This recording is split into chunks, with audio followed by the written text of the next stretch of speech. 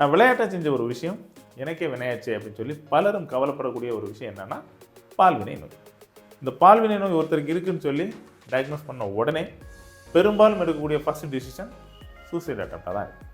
So அந்த அளவுக்கு இது கவலைப்படக்கூடிய ஒரு விஷயமா, இதுக்கு தீர்வு இருக்கா இல்லையா அப்படிங்கிறத இந்த வீடியோவில் விளக்கமாக பார்க்கலாம்.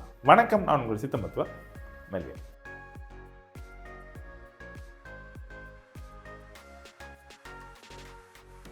பால்வினை நோய் அப்படின்ன உடனே எல்லாருக்கும் ஞாபகத்துக்கு வருது ஹெச்ஐவி தான். இந்த ஹெச்ஐவியை தாண்டி நிறைய பால்வினை நோய்கள் இருக்குது. For example syphilis, hepatitis, HSV, இந்த மாதிரி நம்ம சொல்லலாம். இதை பற்றி டீட்டெயிலாக நம்ம ஏற்கனவே ஒரு வீடியோ பதிவு பண்ணியிருக்கோம். ஸோ இதில் கிளாரிஃபிகேஷன் வேணும்னா அந்த வீடியோவை நீங்கள் பார்க்கலாம். அடுத்ததான் பால்வினை நோய் அப்படின்னு எடுத்துக்கிட்டாலே அது செக்ஷுவலாக தான் பரவணும்னு இல்லை, அதை தாண்டி நிறைய முறையில் வருது. குறிப்பாக மருத்துவத்துறை ஊழியர்களுக்கு இந்த நீடில் பிக்கிங் நிறைய நடக்கும், அந்த வழியாக வரலாம்.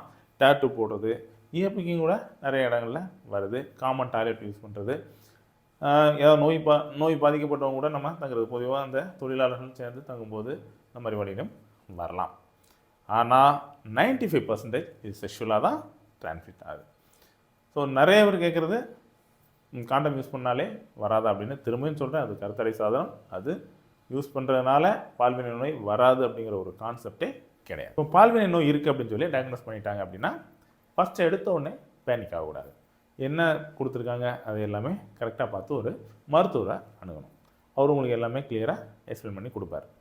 அடுத்தது என்ன பண்ணணும் அப்படின்னா, முடிஞ்ச வரைக்கும் நமக்கு ஒரு பிரச்சனை இருக்குது, அடுத்தவங்களுக்கு இது பரவாமல் என்ன தடுக்கலாம், அதை பற்றி நம்ம யோசிச்சுக்கணும்.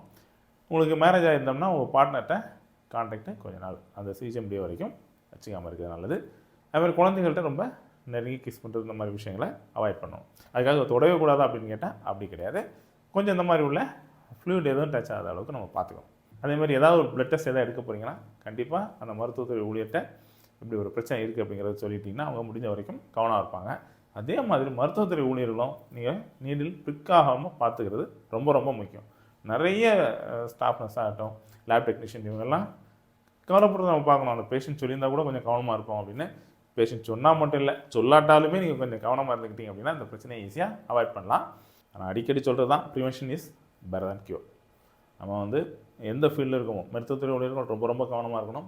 அதே மாதிரி இந்த செக்ஷுவலாக உள்ளதுக்கு போதிய விழிப்புணர்வு கண்டிப்பாக நமக்கு தேவை. அது இருந்தாலே இந்த பிரச்சனையை நம்ம ஈஸியாக தடுத்துடலாம். பால்வினை நோய் அப்படின்னு சொல்லி டயக்னோஸ் பண்ண உடனே எல்லோரும் நம்ம ஃபோன் காலில் கேட்குறதே, இதுக்கு தீர்வு இருக்கா, இல்லை எங்களுக்கு இதில் அடுத்து நாங்கள் மேரேஜ் பண்ணலாமா, நாங்கள் நார்மலாக எல்லா ஒரு லைஃப் ஸ்டைல் சொசைட்டியில் பழகலாமா, இந்த மாதிரிலாம் கேட்பாங்க.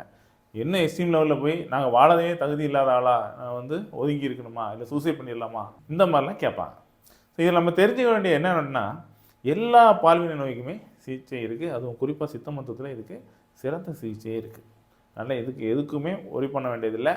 எது ப்ராப்பராக நம்ம அதுக்கு ஏற்ற மாதிரி சிம்டம் இதெல்லாம் பார்த்து டயக்னோஸ் பண்ணி சிகிச்சை அளிக்கும்போது இந்த பிரச்சனை கண்டிப்பாக வெளியே வந்துடலாம். பெரும்பாலும் நம்ம அந்த நோயாளிகிட்ட பேசும்போது அவங்க சொல்கிறது, டாக்டர் எங்களுக்கு இவ்வளோலாம் பிரச்சனை இருக்குதுன்னு தெரியாது, ஏதோ ஒரு செகண்ட் நம்ம ஜாலியாக ட்ரிங்க்ஸ் அடிக்கிறோம், இந்த மாதிரி ஒரு ஆக்டிவிட்டீஸ்லாம் ஃப்ரெண்ட்ஸோடு ஜாலியாக எல்லாம் பண்ணோம், ஆனால் இதில் இவ்வளோ பெரிய பிரச்சனை இருக்கேன், வாழ்க்கையே போச்சுதே, வேலை எனக்கு கிடைக்காது, இப்படியெல்லாம் யோசிக்கும்போது நம்ம கஷ்டமாக தான் இருக்குது. கண்டிப்பாக ஒரு நொடி யோசிக்காமல் செஞ்ச ஒரு வினை உங்களை லைஃப் பூரா காயப்படுத்தும்.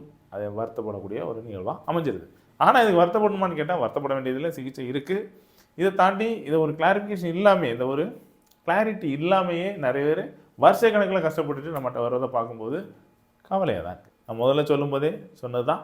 ஸோ பால்வினை நோய் உங்களுக்கு இருக்குது அப்படின்னு சொல்லி டயக்னோஸ் பண்ணால் இதுக்காக கவலைப்பட வேண்டியதோ வருத்தப்பட வேண்டியதோ இல்லை.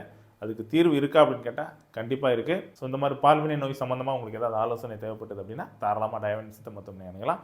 நன்றி, வணக்கம்.